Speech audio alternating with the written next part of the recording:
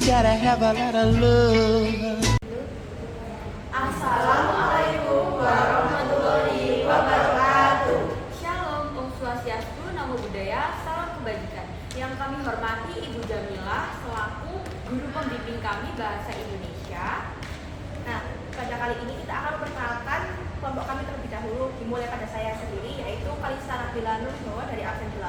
Selanjutnya dari Saya Muhammad Hamdi Safiyar, absen 23. Saya Resina Farida dari absen 26. dan nama saya Claudia Lorencia dari absen 9. Saya Nalania Putri dari absen 25. Saya Marcel Maulana Nurul dari absen 20. Nah, semuanya, kali ini kami berenam akan mengajak kalian ibaratnya untuk tur kepada Museum Surabaya, tepatnya berada di Mall Siola ini. Nah, tanpa berlama-lama, langsung aja kita langsung masuk ke tur bagiannya, yaitu inti dari video ini. Let's go!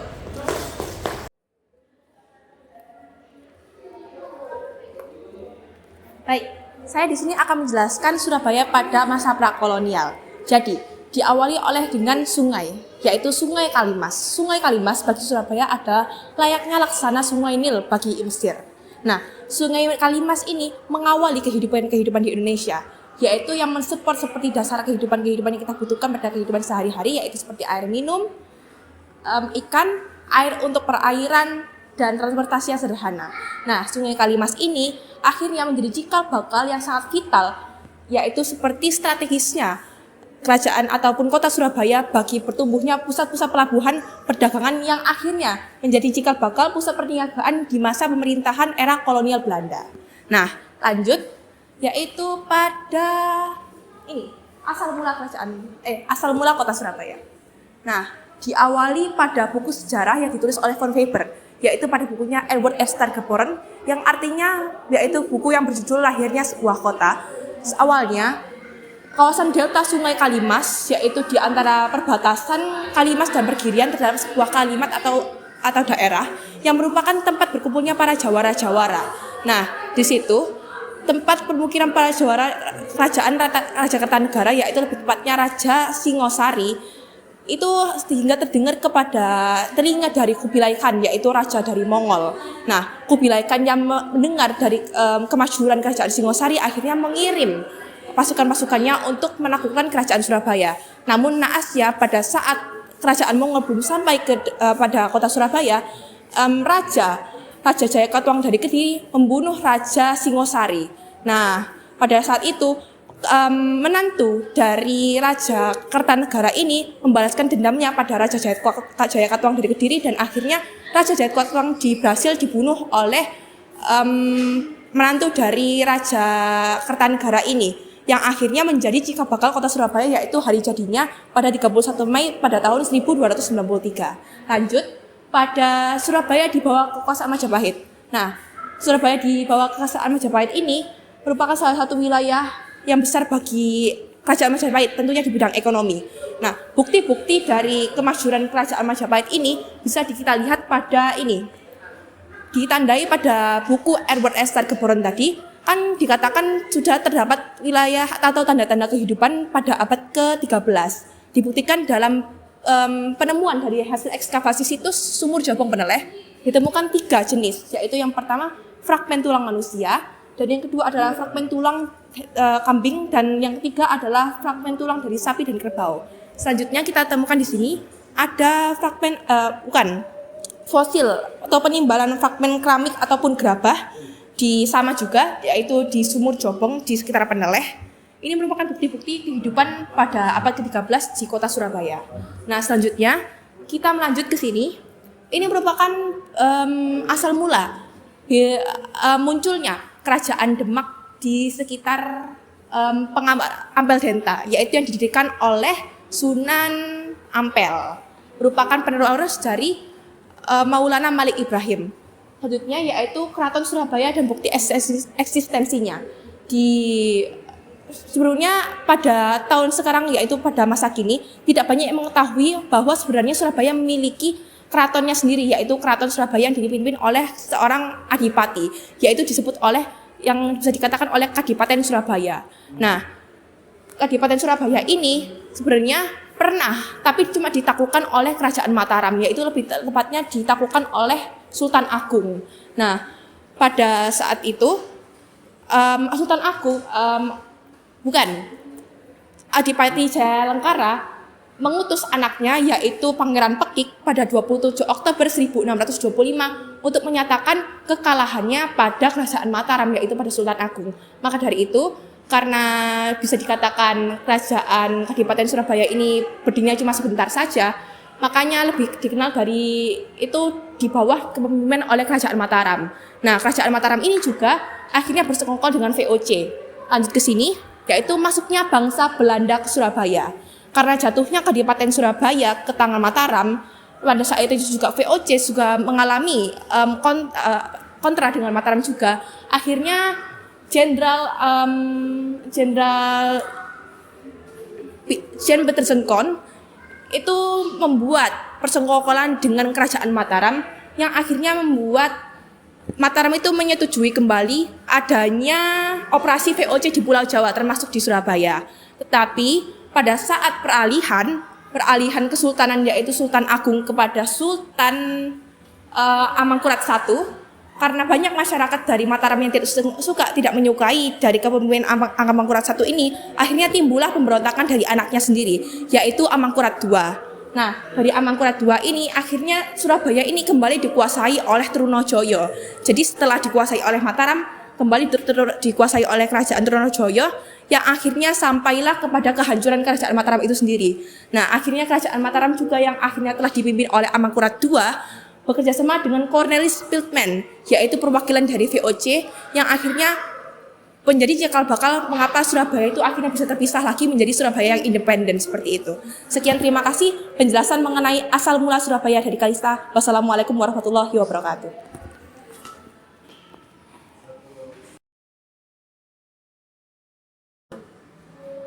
Bentuk dan tata kota Surabaya. Bagaimana sih bentuk tata kota Surabaya itu? Surabaya merupakan suatu kota yang istimewa karena berada di wilayah Sungai Kalimas, dialiri dengan Sungai Kalimas, yang menyebabkan banyak sekali pendatang hingga pendatang tersebut mengelompok seperti adanya etnis Tionghoa, etnis Arab, hingga Bumiputra atau Eropa. Etnis merupakan suatu kebudayaan karena mereka memiliki ciri khas yang sangat penting, yaitu memiliki kemampuan untuk berbagi sifat budaya yang sama. Etnis Tionghoa dan Arab cenderung mengelompok atau tersendiri, sedangkan Bumiputra cenderung menyebar. Nah, etnis Tionghoa itu berada di mana sih? Terdapat suatu wilayah yang berada di Surabaya, yaitu Pecinan di Surabaya. Sebagai etnis pendatang, etnis Tionghoa berada di suatu pola pemukiman tersendiri, yaitu terdapat di Tepekong Street, Cinesefur Street, lalu Cinesebridge Street, dan juga Handel Street yang sering kita kenal sebagai Kembang Jepun. Sudah biasa kan? Sudah familiar pastinya.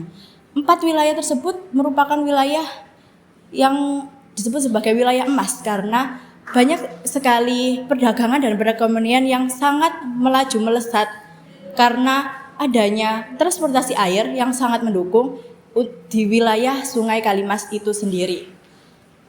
Dilanjutkan dengan Kampung Arab. Sudah biasa kita kenal, Kampung Arab merupakan kampung ampel yang terdapat di wilayah timur kota Surabaya.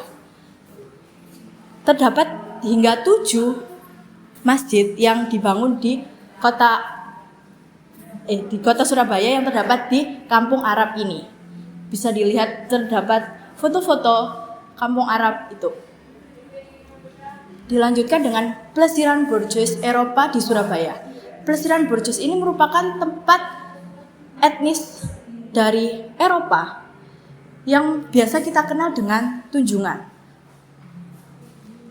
Dahulu kala, tempat ini merupakan tempat yang sangat banyak didatangi oleh banyak orang karena terdapat bioskop hingga teater yang menampilkan opera, lalu komedi, serta banyak sekali berbagai macam toko yang menjual jenis-jenis pakaian. Selain itu juga ada Toserba dan juga yang pasti kita kenal terdapat Hotel Majapahit. Seperti itu. Sekian dari saya. Terima kasih.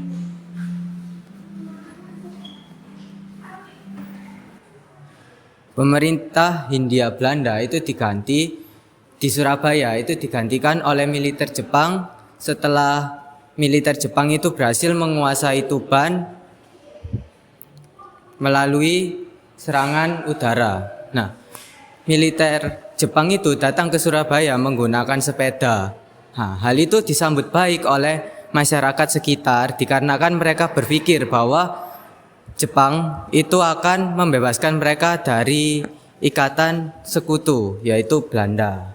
Nah, Jepang juga memperkuat pengaruhnya, yaitu dengan cara mengambil pabrik baja dan mengambil pabrik gula untuk kepentingan militer mereka.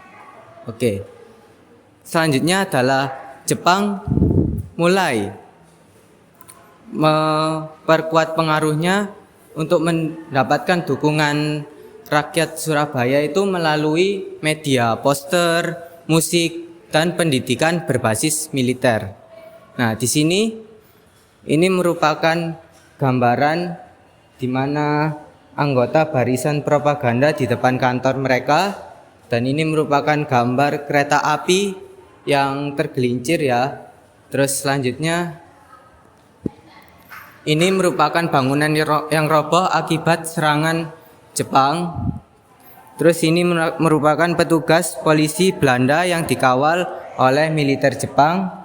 Nah, ini merupakan gambar datangnya militer Jepang ke kota Surabaya.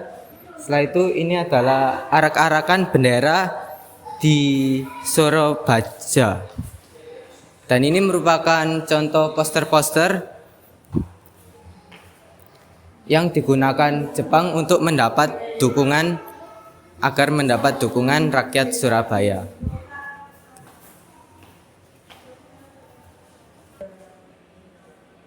Oke teman-teman, di sini saya akan menjelaskan tentang perkembangan transportasi di Surabaya. Nah, dahulu pada masa Belanda, Surabaya ini adalah tempat collecting center yang dimana hasil perkebunan di Jawa Timur ini akan dikumpulkan di Surabaya dan akan diekspor ke Eropa. Nah, ini yang menyebabkan Surabaya ini harus memiliki transportasi yang sangat mumpuni. Jadi, dahulu itu transportasinya hanya mengandalkan hewan seperti dokar dan cikar. Nah, pada tahun 1910 ada transportasi yang masuk ke Surabaya yang namanya sepeda dan dikenal dengan transportasi yang sangat efisien. Nah, setelah sepeda datang, lalu ada transportasi yang bernama mobil. Nah, mobil ini dahulu itu dikenal dengan transportasi yang sangat mewah, yang dimana mobil ini hanya dimiliki oleh pemerintahan Belanda.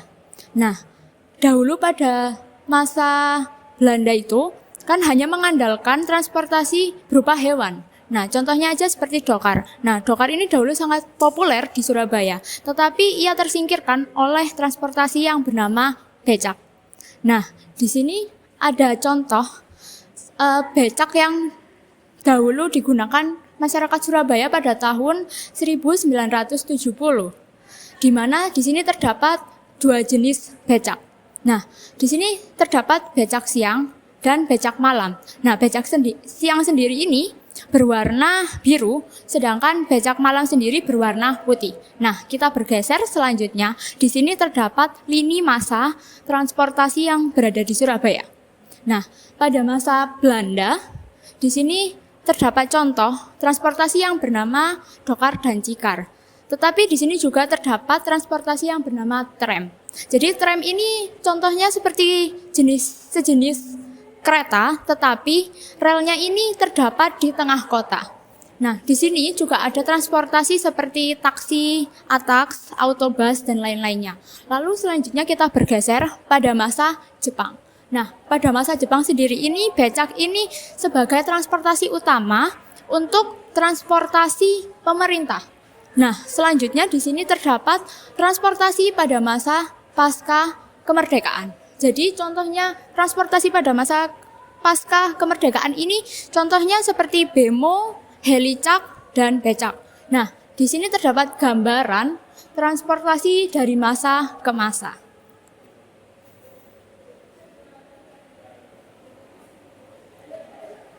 Lalu teman-teman bergeser ke sini, di kanan kiri saya ini terdapat contoh beberapa transportasi yang ada di Surabaya.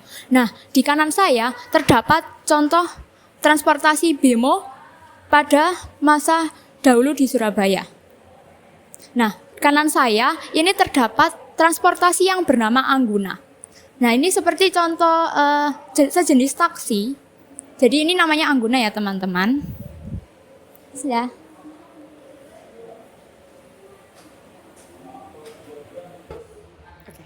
Baik, sekarang saya akan menjelaskan mengenai Surabaya sebagai kota berbudaya. Nah, seperti yang kita tahu, Surabaya menyimpan banyak sekali gudang budaya dan juga kearifan lokal yang masih bertahan hingga saat ini.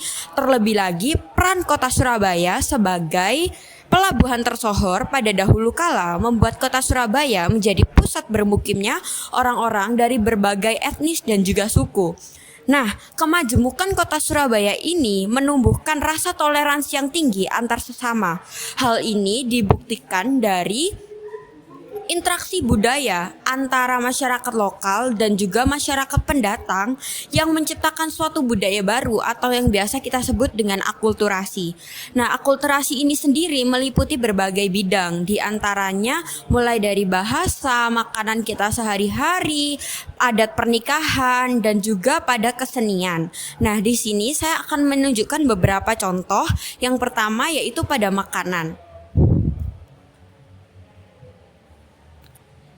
Di sini adalah makanan yang bernama soto. Soto sendiri berasal dari Cina yang pertama kali populer di daerah Semarang. Nah, yang biasa kita kenal sekarang dengan nama saudo atau soto. Nah, soto sendiri di Surabaya yang membedakannya dengan soto-soto di daerah lain adalah warnanya yang lebih kuning dikarenakan soto di Surabaya menggunakan kunyit sehingga warna kuningnya merupakan warna yang lebih pekat dari soto-soto dari daerah lain. Selanjutnya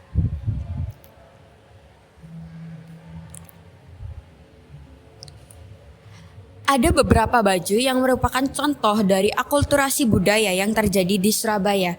Yang pertama adalah baju baba dan baju nyonya. Nah, baju baba dan baju nyonya sendiri merupakan contoh baju dari Tionghoa peranakan, di mana baju baba digunakan oleh Tionghoa peranakan laki-laki dan baju nyonya sendiri digunakan oleh Tionghoa peranakan perempuan. Selanjutnya ada baju manten pegon. Nah, baju manten pegon ini adalah upacara pernikahan yang berasal dari kota Surabaya. Nah, adat pernikahan ini terlahir dari sebuah akulturasi budaya antara budaya Eropa, tepatnya Belanda, Arab, Cina, dan juga Jawa. Bajunya seperti ini. Selanjutnya yang terakhir adalah baju Cak Daning. Nah, baju Cak Daning ini identik sekali dengan kota Surabaya, di mana seperti yang kita tahu baju Cak digunakan oleh laki-laki dan baju Ning digunakan oleh perempuan Surabaya yang mencerminkan kota Surabaya sendiri.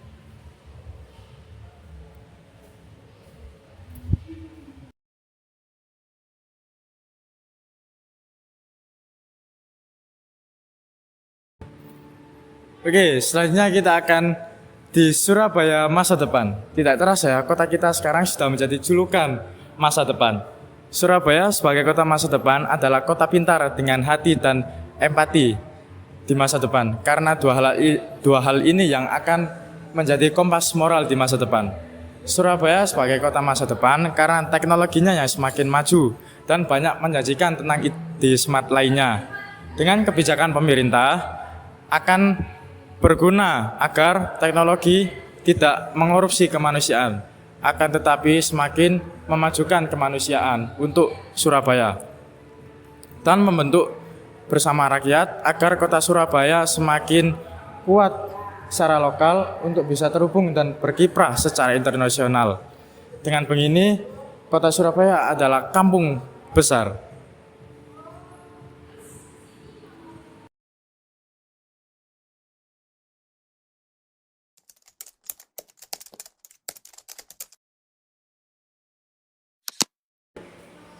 Oke, baik, di sini saya akan membuka sesi wawancara.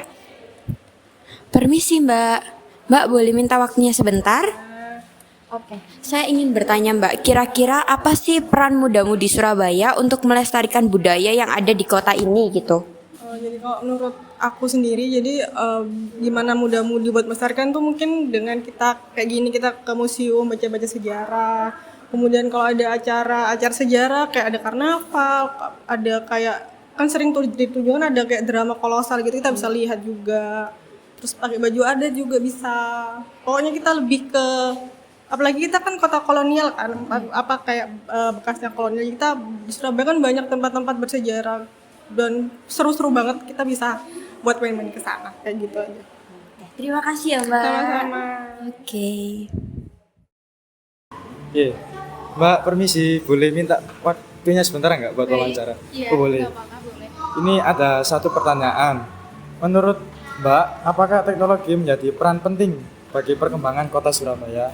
Kalau menurut saya itu sangat penting banget ya, karena penerapan teknologi pintar yang sembrono dan salah kaprah akan berbuah sebaliknya. Contohnya tuh kayak seperti operasi tirani, eksploitasi data, kebebasan privasi, pengawasan berlebihan, dominasi oligarki, hingga memperlebar jurang kesejahteraan. Jadi kalau teknologi di Surabaya ini penting banget buat anak-anak muda. Seperti itu. Itu ya, ya? Iya. Oke. Sekian. Terima Iya. kasih Kak ya. Iya, sama-sama. Sudah waktunya, ya. Baik, dengan Mas siapa?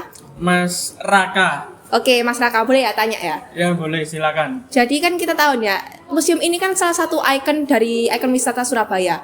Menurut Mas ini, museum ini nggak prospeknya buat Surabaya di kedepannya? Apa kira-kira? Pastinya ada. Maunya museum ini dibangun itu untuk mengenalkan Surabaya kepada warga Surabaya sendiri agar warganya itu lebih mengenal bagaimana kota Surabaya itu terbentuk, terus bagaimana kota Surabaya itu berkembang dari zaman ke zaman. Oh begitu. Ya. Oke, itu saja. Ya, Baik, terima kasih atas jawabannya Mas Raka. ya sama-sama. Sekian dari kita. Wassalamualaikum warahmatullahi wabarakatuh. Sekian